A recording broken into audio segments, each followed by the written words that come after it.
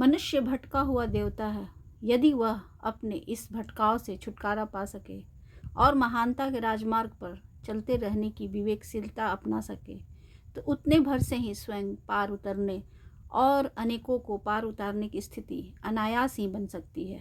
इसके लिए विद्वान या पहलवान होना आवश्यक नहीं। कबीर, दादू, रैदास, मीरा, सबरी आदि ने विद्वता या संपन्नता के आधार पर यह श्रेय प्राप्त नहीं किया था, जिससे अब भी असंख्यकों को उच्च स्तरीय प्रेरणाएं उपलब्ध करते देखा जाता है।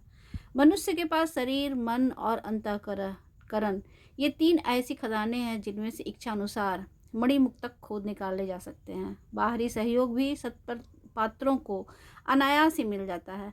अच्छे नंबरों से उत्तीर्ण होने वाले विद्यार्थियों को सहज छात्रवृत्तियां मिल जाती हैं। मात्र कुपात्र ही कभी भाग्य पर, कभी ग्रह नक्षत्रों पर और कभी जो भी सामने दिख पड़ते हैं उसी पर दोष मढ़ते रहते हैं। गतिवानों को किसी ने रोका नहीं है। गंगा का प्रवाहमान संकल्प उसे महासागर के मिलन तक पहुंचाए बिना बीच में कहीं रुका नहीं है।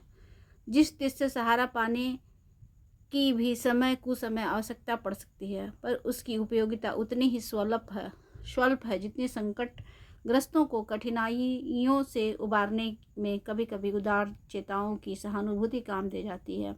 उसी के सहारे जिंदगी की लंबी मंजिल को पार करना और बढ़ी चढ़ी सफलताओं के अनुदान, प्रदान, वरदान प्रस्तुत कर सकना संभव नहीं होता। आज के अदृश्य किंतु दो महत्ती समस्याओं में से एक यह है कि लोग परावलंबन के अभ्यस्त हो चले हैं। दूसरों का उटपटांग अनुकरण करते ही उनसे बन पड़ता समय है। पीछे नहीं लौटता, वह निरंतर आगे ही बढ़ता है। उसके साथ ही मान्यताओं में, प्रचलनों में भी परिवर्तन होते चलता है।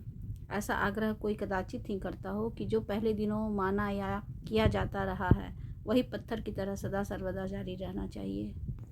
ऐसे दुराग्रही तो शायद बिजली का प्रयोग करने पर और नल का पानी पीने से भी ऐतराज कर सकते हैं। उन्हें शायद गुफा बनाकर रहने का भी आग्रह हो, क्योंकि पूर्व पुरुषों ने निवास के लिए उसी प्रक्रिया को सरल समझा था। परिवर्तन के साथ जुड़े हुए नए आयाम विकसित करने की आवश्यकता अब इतनी अनिवार्य हो गई है कि उसे अपनाने से कदाचित ही कोई इनकार करता हो।